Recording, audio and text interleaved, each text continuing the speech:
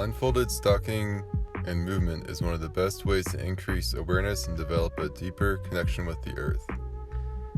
The blindfolded movement and stalking is primarily to help with movement in nature, especially going through thick brush, but also open spaces and navigating trails.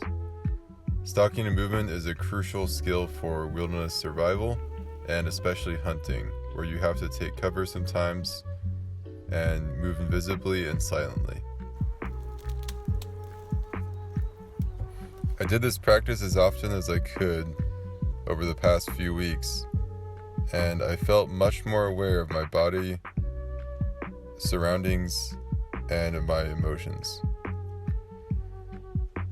The element I really noticed while the blindfold was on is the mind is conditioned to primarily perceive through sight.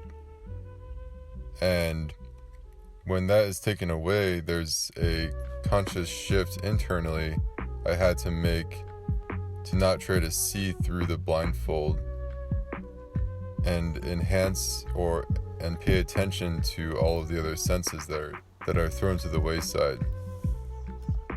And pay attention to the touch, the hearing, the smell. And when I do this, it really enhances all the other senses a lot.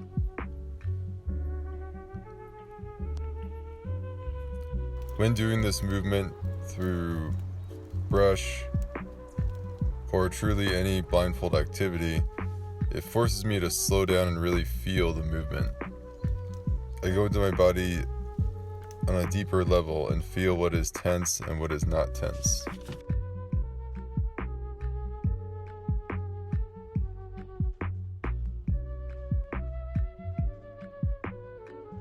This slowing down is something that does not happen often daily, but is so beneficial.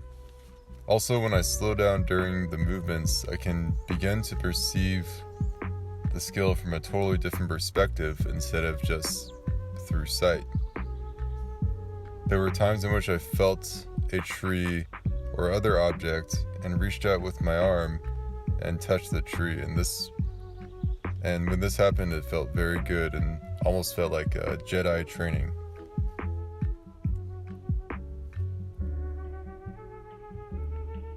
Many skills can be practiced blindfolded, and here I am blindfolded. I am doing some blindfold tracking. And basically how I do this is I find a set and trail of deer tracks and then feel the first one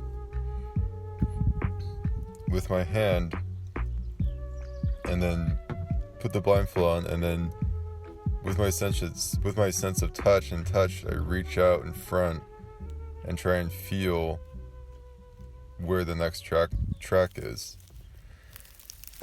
And the sense of touch is extremely heightened during this time, and once I have the track, I very, very, very lightly try and feel around and feel for the depression of the next one or any other sign of the next track.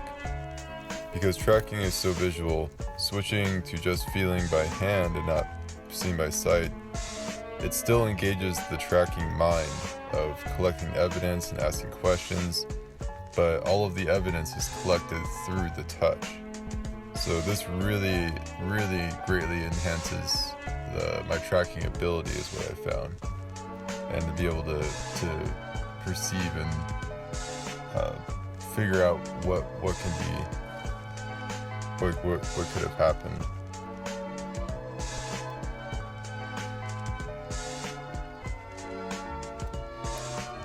So after the blindfold would come off, after I was doing some of these movements, I would feel very relaxed. I'd feel very aware. I feel present and connected with nature and very in tune with my body. Also, the daily practice of blindfolded stalking and movement, I could feel myself becoming more sensitive to my surroundings, and it also became easier to transition from seeing to not seeing.